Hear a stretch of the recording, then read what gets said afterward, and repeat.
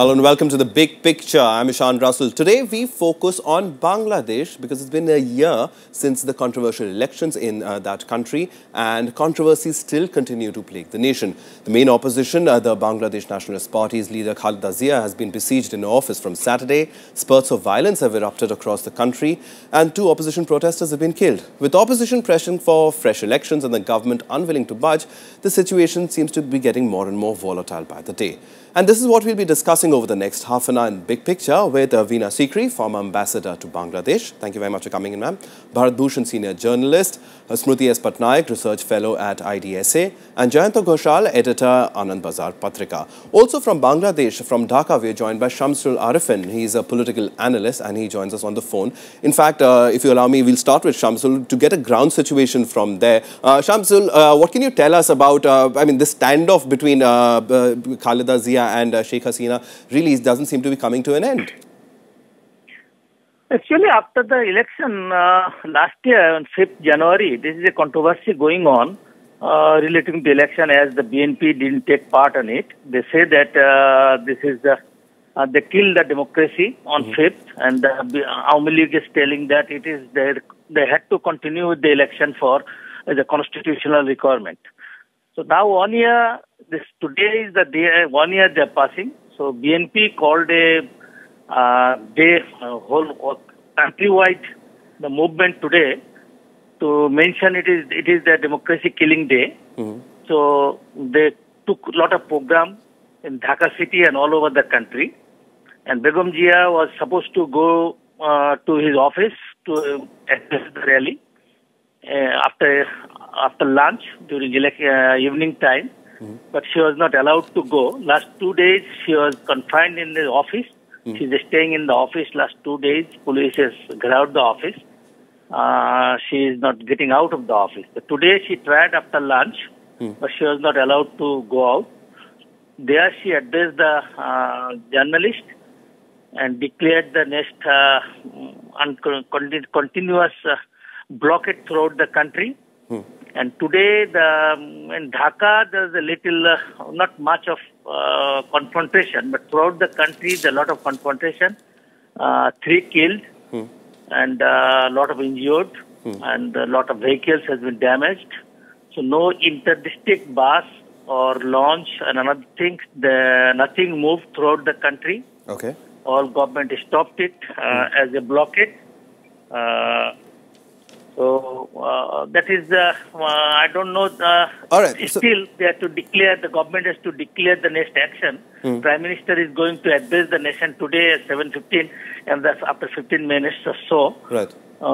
So let's see what Prime Minister said and what the next program of the BNP.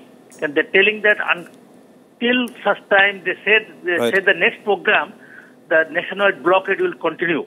But this is difficult to continue the blockade. I don't think people will continue with that.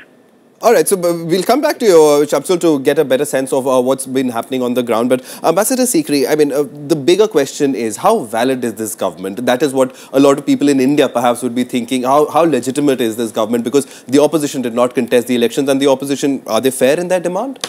I think that one has to look at this in perspective. The January 14th elections are a reality. The present government has a legally valid 5-year term. Now, if you look at it in a certain context, in January last year, or rather in the run-up, December 2013, October and September 2013, there was a great attempt by the Jamaat Islami, by the BNP to disrupt the elections. The issue was that of the caretaker government. Now, the caretaker government was abolished by the parliament with a 2/3 majority that Prime Minister Sheikh Hasina had at the time, because the courts of Bangladesh, the Supreme Court had declared the system illegal and ultra-virus of the constitution, saying that in a parliamentary democracy, you cannot have a non-elected person as head of government. Very simple and straightforward. Now, at that time, the BNP had gone to the world press and America, Western powers, UK, and tried to get a lot of support for not allowing the elections to be held. Actually, at one point, the BNP, it seemed, was ready to participate in the election. And it is said that only Tariq Rahman, the son of Khaleda Zia, sitting in London, had then at the last minute, absolutely not allowed the BNP to take part in the elections. if they had taken part, they would probably have won. So I think that today, this issue of calling the elections not valid is a passé issue. The entire world community has accepted it. Sheikh Hasina has travelled far and wide in the last 1 year, from China to Japan and so on, to UK, and nobody has raised this issue of elections with her. The Americans have changed their position completely. The previous American ambassador in Bangladesh had spoken very widely about it not being a fair and valid election, and that, but nobody has raised it subsequently after that, and that ambassador has left. So I think today the issue is twofold. The issue is that there should be a political dialogue among the parties. I think that is the issue to be focused on. But that political dialogue cannot be to ask for a new election. That election can be held only now after 5 years when its term is due. But you do need a political dialogue about strengthening democratic institutions in Bangladesh. Strengthening the election commission, depoliticizing the bureaucracy, strengthening the independence of the judiciary.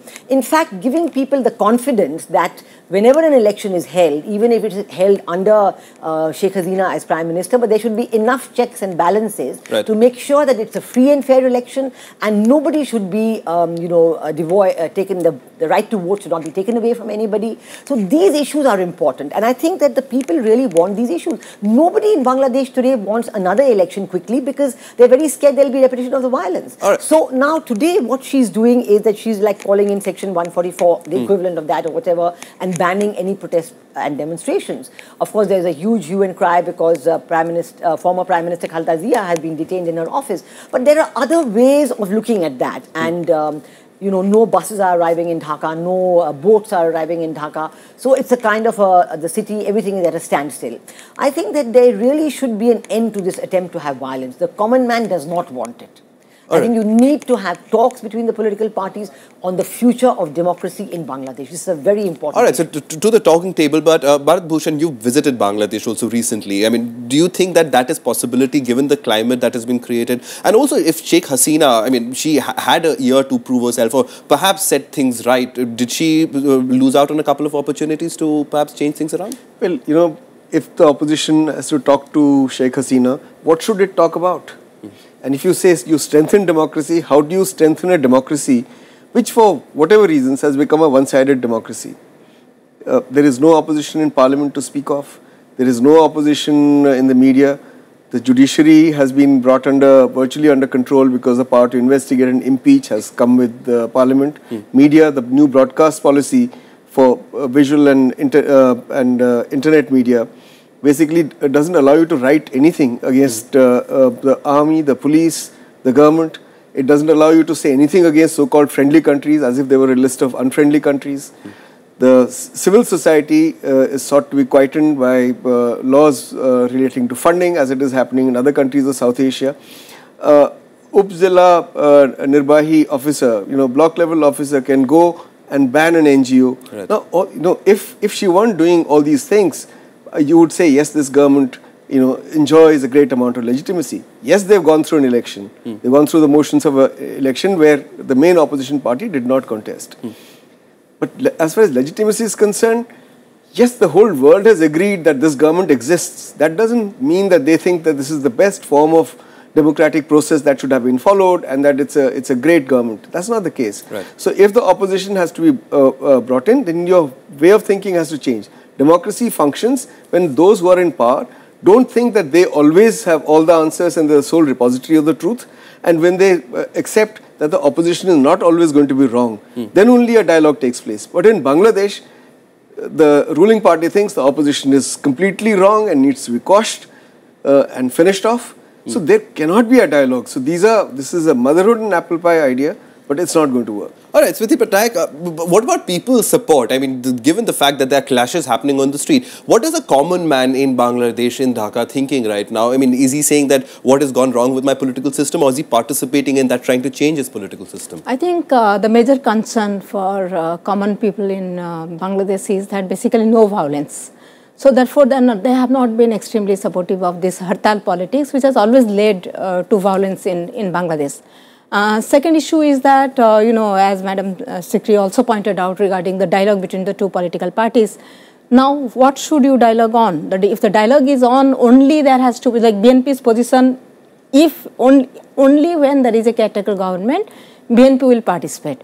Awami League's position is that caretaker government has already been abolished, the election can happen under the election commission. Right. So the two political parties have taken these two stand completely non-negotiable. So therefore, even if you have a dialogue, even if you put the two political leaders in one room, there is not going to be anything which is going to come out. So now the question is that the two political parties need to think what is the way out. The common people, you know, when you speak to them, of course on the issue of democracy, many people, you know, generally I'm speaking of the people who really are not very, very politically conscious, but not actually belong to any political parties or extremely educated. So their concern is much more about what happened between September 2013 to the 5th January elections. More than 500 people killed, petrol bomb going on, people burnt alive, are something they don't want to be reminded of. They feel that yes, dialogue, yes, you know, everything is okay, you know, the BNP should participate in the election, but not at the cost of what they went through in the 4 months run up to the elections. And I feel that probably if you look at the Bangladesh political context, probably the issue is to generate violence, again get the attention, because for the past few months the attention on the 5th January election has receded. Right. And the opposition did not have that kind of street support even to go for a hartal. So 5th January is taken as reasserting its position on the street and generate a violence, bring the world attention to what is happening within Bangladesh, and put pressure on the government to have a negotiation. But I also feel that probably the Awami League could have invested the last 1 year in, you know, in improving the governance, in improving the law and order situation, right, probably addressing the issue of corruption, which actually affects everybody. All right, so perhaps confidence building yes, measures just perceptibly could have really made a lot of difference. Jayanta, Ghosal, but as we've been saying, institutions in Bangladesh really do not seem to be doing their job, or are a little afraid of doing their job, and that the government itself has to blame, but the opposition not willing to budge. So in terms of resolution, what can be a resolution to this? No, you see, I have a different take, because I should not take a line, either it's a pro-Awami League or anti-Awami League, or pro-BNP or anti-BNP. As a journalist, I think, you know, in the last election, they participated, they own in several seats, BNP, but they boycotted parliament. And before this election, we should not forget that Sheikh Hasina called Khaleda Jia and requested her also to participate in the election. So there was an attempt also to pacify the opposition. There was a move. You can say that there was an international pressure also. I agree with that also. But there was a move. But you know, in Bangladesh, there is a strong polarization. When BNP was in power, we should not forget those days also, and why the then Principal Secretary Brajesh Mishra rushed to Bangladesh. All those are history, but history is contemporary. We should not forget those days also. But now, you know what happened? Sheikh Hasina government told opposition that you boycotted parliament, but you are taking the allowances as a member of the standing committees of the parliament. BNP parliamentarians, they used to take that allowances. They raised that issue. And they said that, you know, there should not be any double standard and you should participate. But, you know, what we are watching today, the violence, the opposition is not getting the freedom to hold a rally in the anniversary day of the election. That is also I cannot support. Right. So, that also not democracy.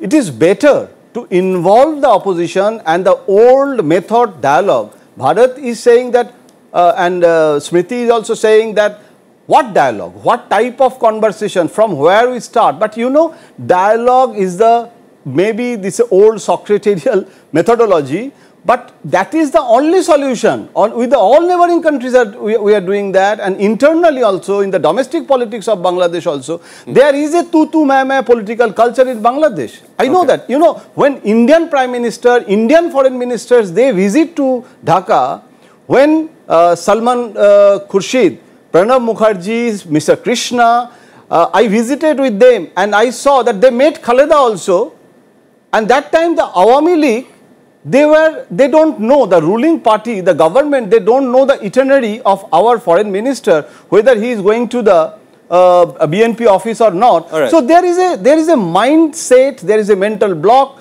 So I admit that fact that there is a strong polarization, but without dialogue, what else we can do? That is the only solution. Otherwise, we cannot promote this violence, what we are happening. Absolutely. We are seeing today. Political violence, 3 people were already killed today. So it is a serious situation over there. And as the panelists seem to be suggesting, dialogue is the only way forward between the 2 political parties over there, the main political parties over there. But can that really happen? We'll be discussing that after this very short break. And also the impact on India and how does this, an unstable Bangladesh, what does it mean for South Asia? We'll be focusing on that after a quick break.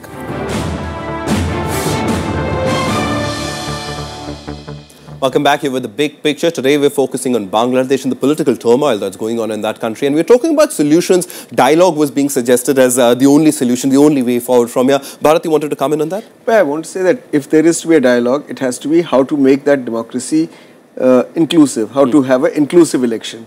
But as I see it, I don't think that dialogue will work out because Sheikh Hasina, having consolidated her power, is not going to have an interim election. There is no compulsion.